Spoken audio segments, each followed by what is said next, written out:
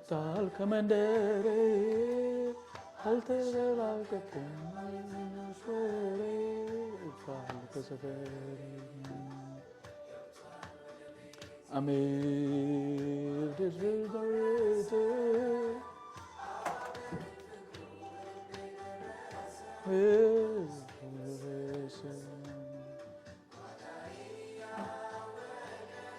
ሕይወትን ያወቀ ወደ ቤተ ዘለቀ ጓዳዬን ያወቀ አሜን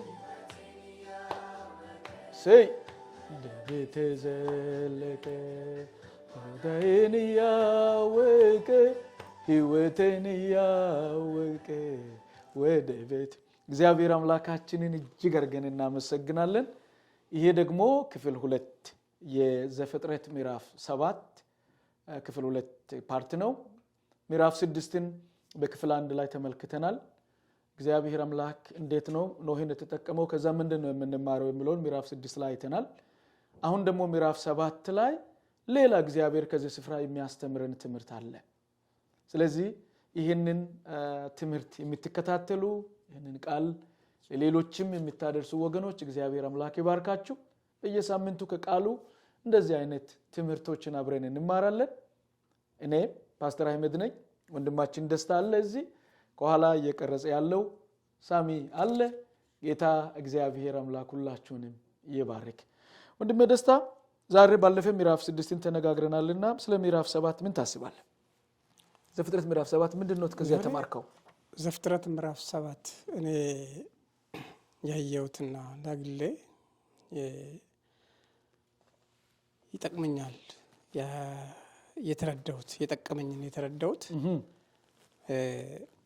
በባለፈው ትእዛዝ ሰጠው ነው የምናየው መርከብ ስራ እንተና ትውልድ እንዲድን መርከብ ስራ የእምነት መርከብ ስራ ስል የባለፈው ላይ ትእዛዝ ሰጥቷል እግዚአብሔር። አሁን ግን ወደ ሰራው ወደ መርከቡ ግባ ከ7 ቀን በኋላ የጥፋት ውሃ እየመጣ ነው። ከ7 ቀን በኋላ የጥፋት ውሃ እየመጣ ነው። በመጀመሪያ ደረጃ መርከቡ ውስጥ የሚገባው ማን ነው? ኖህና ልጆቹ ናቸው። ከዛ ውጪ ሌላ ይገባ የለም። ከእንስሳትና ከአራዊት ከፍጥረታት ሁሉ በየደረጃቸው ገብተዋል።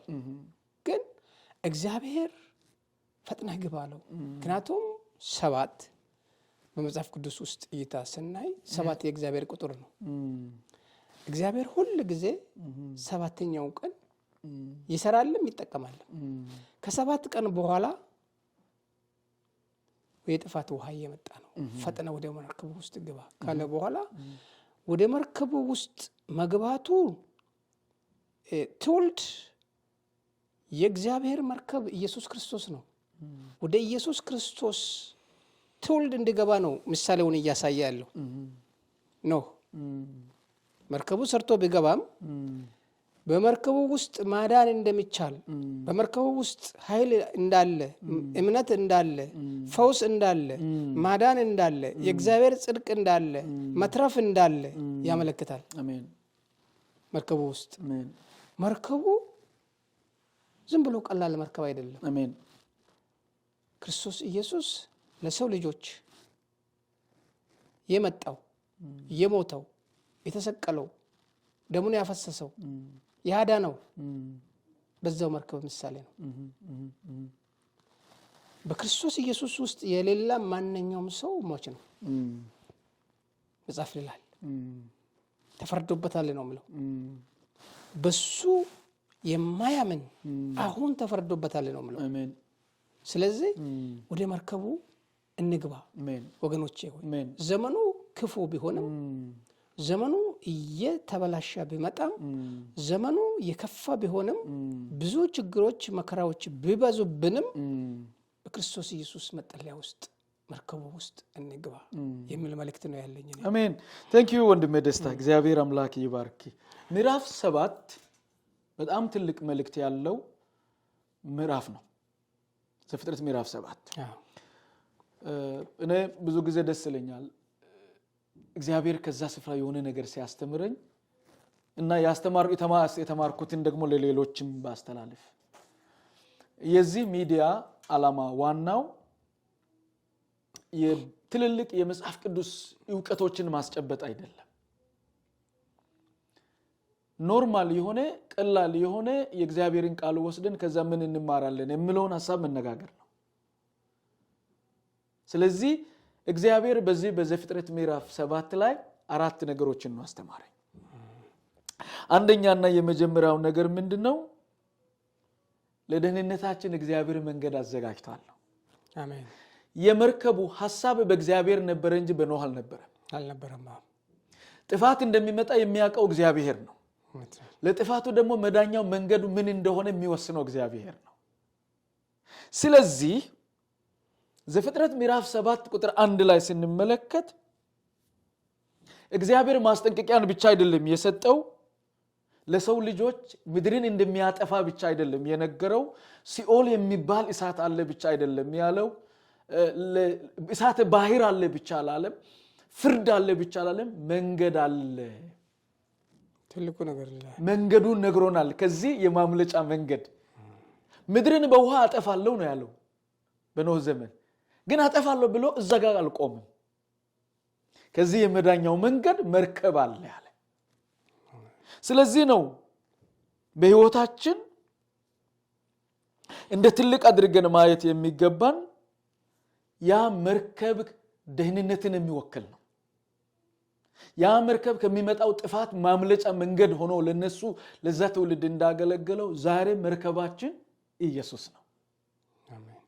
ለዚህ ነው ጌታ ኢየሱስ ክርስቶስ በዮሐንስ ወንጌል ምዕራፍ 14 ቁጥር 6 ላይ እኔ መንገድም እውነትም ሕይወትም ነኝ አለ። ለዚህ ነው ሉቃስ ሐዋርያ ሥራን በሚጽፍበት ጊዜ በላይ በሰማይ በታችን በምድር መዳን በሌላ በማንም የለም። መላእክቶች አያድኑንም፣ ቅዱሳን አያድነንም፣ ሀብታም መሆን አያድነንም፣ ደሃ መሆንም አያድርገንም፣ ከደህንነት አይከለክለንም፣ ነጭ መሆን አያድነንም፣ ጥቁር መሆናችንንም አያድነንም፣ የተማርን መሆናችን አያድነንም፣ ያልተማርን መሆናችንን አያድነንም። ብቸኛው ለሰው ልጆች የተሰጠው መርከብ ለደህንነት ከሚመጣው ቁጣ የምንድንበት መንገዱና እውነቱ ኢየሱስ ብቻ ነው። ስለዚህ ምዕራፍ 7 በጣም ወሳኝ ነው። መልእክቱ ይሄ ነው። ሁለተኛው ነገር ደግሞ ይሄ መርከብ የሚፈልገው በራሳችን ፈቅደን ፈልገን አምን ብለን ውስጥ መግባታችን ነው። ኖህ መርከቡን ሰራ፣ እከለ ግባ እከለ አትግባ አላለም። ዘር አለየም፣ ቋንቋ አለየም። ለፍጥረት ሁሉ ደህንነት የተዘጋጀ ነው። ስለዚህ ነው ዘፍጥረት ምዕራፍ 7 ቁጥር 7 ላይ ስንመለከት እግዚአብሔር ያውቃል ይሄ መርከብ ለሰው ሁሉ እንደማይበቃ፣ በዛን ዘመን የነበሩት ሁሉ መጥተው እንደማይገቡም ያውቃል። ለዚህ ነው የተጠሩት ብዙዎች ናቸው፣ የተመረጡት ግን ጥቂቶች ናቸው። የጥፋት መንገድ እጅግ በጣም ሰፊ ነው፣ ብዙዎች ይከተላሉ። አንዳንድ ሰዎች ሃይማኖታችን እያደገ ነው፣ the first growing religion፣ በዓለማችን ላይ ቁጥራችን እየበዛ ነው። ወገኔ የመብዛት ጉዳይ አይደለም፣ የብዛት ጉዳይ አይደለም፣ በጠበበ መንገድ የመሄድ ጉዳይ ነው። ስለዚህ ነው በጠበበ መንገድ የሚሄዱ ጥቂቶች ናቸው ይላልና ኖህ ስራ አለውና ግባ ብሎ እግዚአብሔር አዘዘው። ስለዚህ ኖህ መግባት አለበት። ክርስቶስ ለሰው ሁሉ ልጅ ተሰጥቷል። መቀበሉ ያንተ ፋንታ ነው። እግዚአብሔር የነጻ ስጦታ ለሰው ልጆች ሁሉ ሰጥቷል። አይ በሃይማኖት ይድናለው፣ በጽድቅ ይድናለው፣ ይህንን በማድረግ ይድናለው ብለህ የምታስብ ከሆነ ያንተ ውሳኔ ነው። ግን እግዚአብሔር አምላክ ለሰው ልጆች ሁሉ ያዘጋጀው ክርስቶስ በነጻ የተሰጠን ነው። ወደ እኔ ኑ ሸክም የከበደባችሁ እኔ አሳርፋችኋለሁ ነው ያለው ጌታ። የትም ሆነ ጌታ ሆይ በምትልበት ጊዜ የሚያሳርፈውን ነገር ታገኛለህ። ያ ማለት ምንድነው? መርከቡ ክርስቶስ አለ፣ ግን ወደዛ መግባቱ የግላችን ውሳኔ ነው። ሶስተኛው እግዚአብሔር መቼ በሩ እንደሚዘጋ የሚወስነው እሱ ነው። ያለም መጨረሻ እንደሚሆን የሚወስነው እግዚአብሔር ነው። አንድ ቀን ግን በር ይዘጋል። አንድ ቀን ስብከት ይጠፋል። አንድ ቀን ንስሐ ግቡ የሚል ሰው ይጠፋል። በዚህ አጋጣሚ አንድ ነገር ልናገር። አንዳንድ ጊዜ ጌታ ኢየሱስ በመንፈስ ቅዱስ አማካይነት ደጋግሞ ልባችሁን ከፍቶ እንድትቀበሉ እንድትመጡ ስታደርጉ ሃይማኖትን ሰውን ፈርታችሁ ከሆነ የሆነ የሚዘጋበት ጊዜ ይመጣል። ሞት የሚባል አለ ቀድሞ የሚቀድም። ስለዚህ በር ተዘጋ። ኦፖርቹኒቲ አለፈ። ከዛ በኋላ እየሮጡ መጡ አይደል? እየሮጡ መጡና ክፈትልን አሉ። ለመግባት በፈለጉ ጊዜ ግን በሩ ተዘግቷል። በጣም የሚያሳዝነው ነገር የሆነ ጊዜ ላይ እግዚአብሔር በምድር ላይ ቁጣውን እሳቱን ቅድም ወንድሜ እንዳለው በምድር ላይ የራእይ መጽሐፍ ላይ ስትመለከቱ ዝናብ እሳት እንደ ዝናብ በምድር ላይ የሚዘንብበት ቀን ይመጣል። ያ ቀን ሲመጣ ብዙ ሰው የሚድንበትና ለመዳን ይፈልጋል፣ ግን አታገኝም። በሩ የሚዘጋበት ቀን አለ። የመጨረሻውና በጣም ደስ የሚለኝ ፓርት ይሄ ነው። እንደዚህ ላለ ዳዊት በመዝሙር 91 ቁጥር 1 እና 2 ላይ እግዚአብሔር መሸሸጊያችን ነው ይላል። እግዚአብሔር መሸሸጊያችን ነው። ይሄ ማለት ምንድነው? በዓለም ላይ ፍርድ እንደሚመጣ ካወቅን አሁኑ ክርስቶስ ውስጥ እንደበቅ፣ አሁኑ ከክርስቶስ ጋር እንተዋወቅ፣ አሁኑ ከክርስቶስ ጋር እንታረቅ። ለመዳናችን ብቸኛው ለሰው ልጆች የተሰጠው ነገር ክርስቶስ ነው። ለዚህ ነው ዮሐንስ ወንጌል ምዕራፍ 3 ቁጥር 36 ላይ እንደሚል ቃል አለ።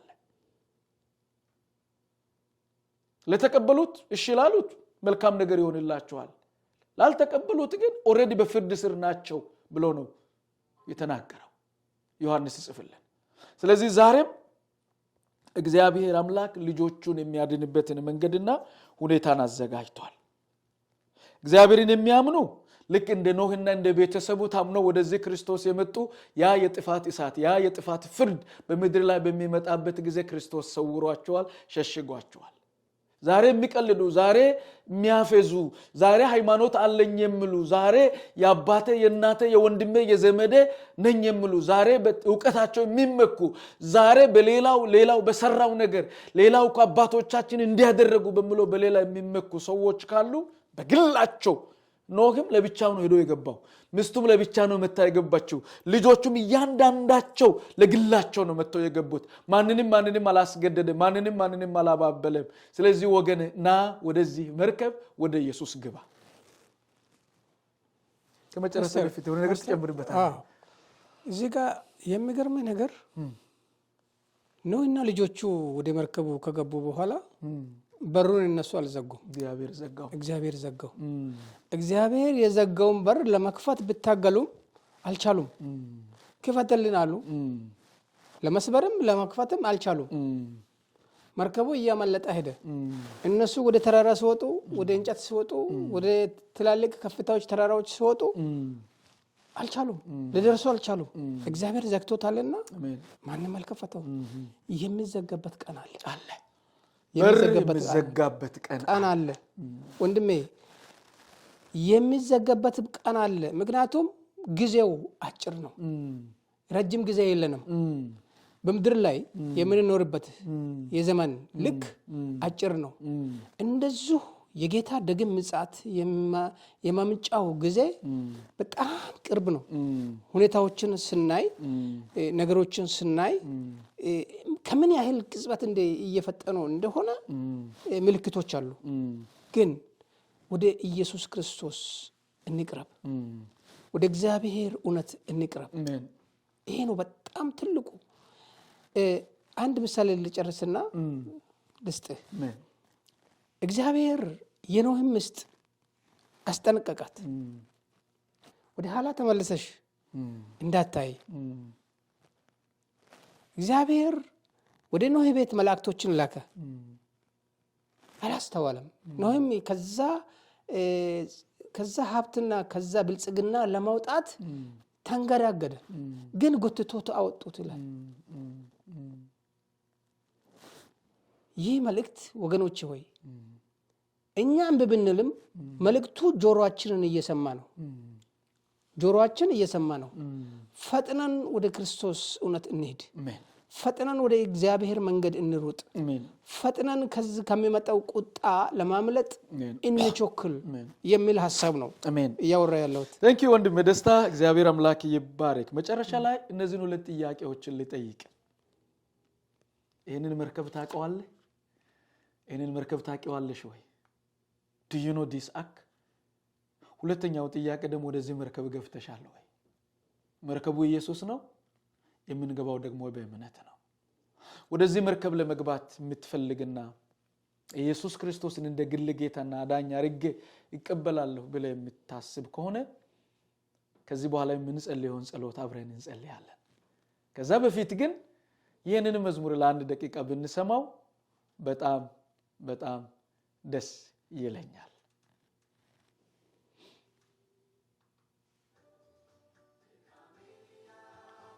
አሜን ወደ ቤት ዘለቀ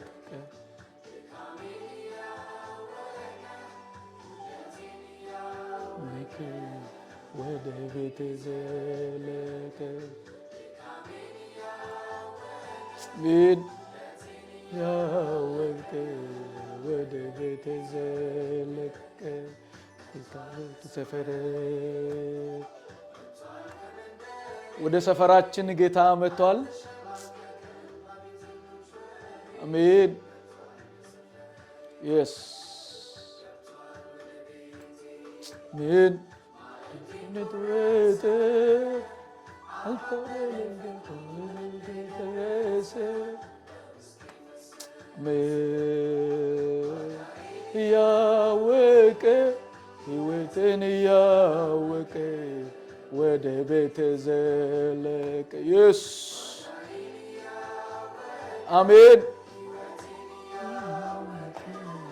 ወደ ቤት ዘለቀ አይን ያወቀ ሕይወትን ያወቀ አሜን እግዚአብሔር አምላካችን የተባረከ ይሁን ጌታ ኢየሱስ ወደ ሰፈራችን መጥቷል ጌታ ኢየሱስ ወደ አንቺ ሰፈር ወደ አንተ ሰፈር ወንድሜ ወደ ቤት መጥቷል ይሄንን ቪዲዮ በእውነት አጋጣሚ ያየህ ከሆነ ዛሬ መርከቡ ኢየሱስ አለ ወደ መርከቡ እንድትገባ ደግሞ በሩ ከፍት ነው የምትወስነው አንተ ነው መርከቡ ደግሞ የሚዘጋበት ቀን አለ ሳይዘጋ ዛሬ ለመግባት ከፈለክ አጭር ጸሎት አብረን እንጸልያለን ይሄንን ጸሎት ከነ ኋላ ብትጸልይ ደስ ይለኛል የዘላለም አምላክ እግዚአብሔር ሆይ ስለፈጠርከኝ እስከዚህም በህይወት እንድኖር ስላደረከኝ አመሰግናለሁ መርከብ የሆነውን ኢየሱስ እንድረዳ ስላደረከኝ አመሰግናለሁ ዛሬ ይህንን ኢየሱስን የግል ጌታና አዳኝ አርጌ ይቀበላለሁ ኃጢያትን ዓለምን ሰይጣንን ትቼ በህይወቴ ዘመን ሁሉ ኢየሱስን የግል ጌታና አዳኝ አርጌ ልከተለው ወስኛለሁ መንፈስ ቅዱስ ሆይ እስከ ህይወቴ ፍጻሜ ድረስ ለክርስቶስ አገልጋይ ለእግዚአብሔር ክብር ለሌሎችም ደግሞ በረከት እንዲሆን እርዳኝ ስለሰማኸኝ አመሰግናለሁ ዛሬ ኢየሱስ ክርስቶስ በመስቀል ላይ እንደሞተ እንደተቀበረ እንደተነሳ በእግዚአብሔር አብ ቀኝ እንደተቀመጠ በሕያዋንና በሙታን ሊፈርድ በሚመጣው በደሙም የኃጢአትን ስርየት የሰጠኝንን